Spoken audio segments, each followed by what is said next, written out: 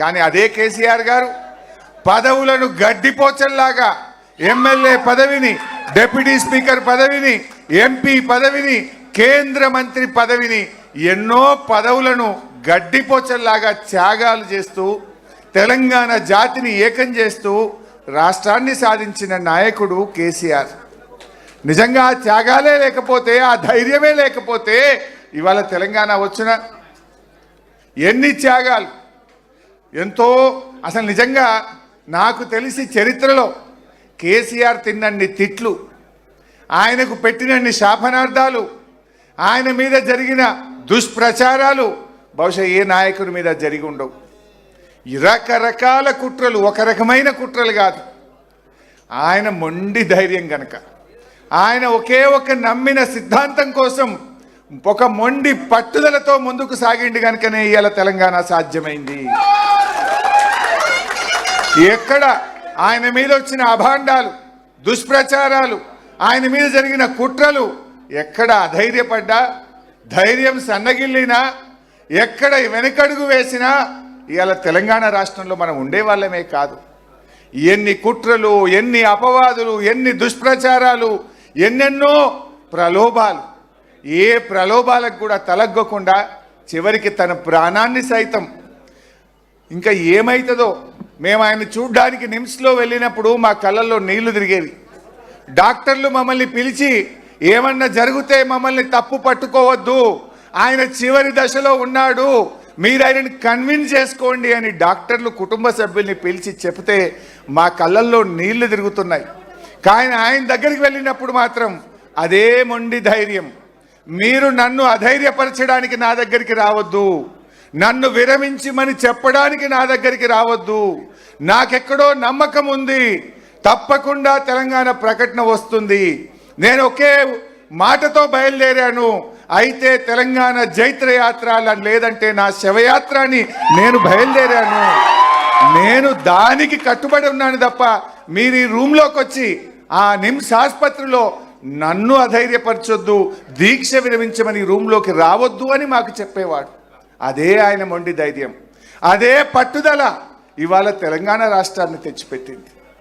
ఇలా కేసీఆర్ ఒక నాయకుడిగే కాదు, ఒక ఉద్యమకారుడే కాదు, తెలంగాణలకు పాలన చేత కాదు, తెలంగాణ వస్తే నక్సలైట్ల రాజ్యం అవుతుంది, తెలంగాణ వాళ్ళకు పరిపాలన రానే రాదు అని మాట్లాడితే దేశమే అబ్బురపడే విధంగా, దేశమే ముక్కు మీద వేలేసుకొని తెలంగాణ ఆచరిస్తుంది, భారతదేశం అనుసరిస్తుంది అన్నంత గొప్పగా ఈ రాష్ట్రాన్ని నడిపి చూపిన నాయకుడు కేసీఆర్. కేసీఆర్ ఒక ఉద్యమకారుడు, కేసీఆర్ ఒక చరిత్రకారుడు, కేసీఆర్ ఒక పాలనా దక్షుడు అని ఇలా చరిత్ర పుటల్లో నిలబడ్డారు. మన మిషన్ కాకతీయ, మన మిషన్ భగీరథ, మన కేసీఆర్ చేపట్టిన ఎన్నెన్నో కార్యక్రమాలు ఈ దేశానికి మార్గదర్శకంగా ఒక దిక్సూచిగా నిలబడ్డాయి. సరే, ఈరోజు కేసీఆర్ గారు ఒక నాయకుడే కాదు, ఇవాళ అవ్వాతాతలకు ఆసరా పెన్షన్ ఇచ్చిన ఒక పెద్ద కొడుకుగా అవ్వాతాతలకు కేసీఆర్ నిలబడ్డాడు. కేసీఆర్ ఆడపిల్లల పెళ్లిళ్లకు కళ్యాణలక్ష్మి పథకం అందించి ఒక తోబుట్టుగా కేసీఆర్ చరిత్ర పుటల్లో నిలిచాడు. అప్పుడే పుట్టిన పసిపిల్లలకు కేసీఆర్ కిట్ అనే పథకం అందించి మేనమామలాగా నిలబడ్డాడు కేసీఆర్. రైతన్నల కోసం రైతు బంధు, రైతు బీమా, 24 గంటల కరెంటును మిషన్ కాకతీయ ద్వారా చెరువులు బాగా చేసి కాళేశ్వరం లాంటి ప్రాజెక్టును కట్టి పెండింగ్ ప్రాజెక్టులను పూర్తి చేసి రైతన్నలకు తోబుట్టుగా నిలిచిండు కేసీఆర్. ఇవన్నీ ఎవరు అవునన్నా కాదన్నా ఇదంతా ఒక చరిత్ర. అలాంటి కేసీఆర్ గారి గురించి ఎంత చెప్పుకున్నా తక్కువే. నిజంగా నాలాంటి వాళ్లకు 25 ఏళ్ళు ఉద్యమములో, ప్రభుత్వంలో, ప్రతిపక్షంలో వారి అడుగు జాడల్లో నడిచినటువంటి ఒక గొప్ప అవకాశం ఇలా మాలాంటి నాయకులను ఎంతో మందిని తీర్చిదిద్దింది కూడా కేసీఆర్ గారే. ఎంతో మందిని ఇలా గొప్ప గొప్ప ఉద్యమకారులుగా, కార్యకర్తలుగా, నాయకులుగా, పాలనా దక్షులుగా, శాసనసభ్యులుగా, శాసన మండలి సభ్యులుగా ఒక కొత్త తరాన్ని తెచ్చింది కూడా కేసీఆర్ గారు. అటువంటి కేసీఆర్ గారికి మీ అందరి పక్షాన నా పక్షాన హృదయపూర్వకమైనటువంటి జన్మదిన శుభాకాంక్షలు తెలియజేస్తూ, ఓటమి తాత్కాలికమైంది.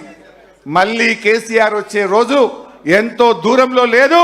తప్పకుండా కేసీఆర్ గారు మళ్ళీ ముఖ్యమంత్రి అవుతారు. మనందరి ప్రార్థనలు, దీవెనలు, ఆ భగవంతుడి ఆశీస్సులతో తప్పకుండా మళ్ళీ కేసీఆర్ గారు ముఖ్యమంత్రి అయి తీరుతారు.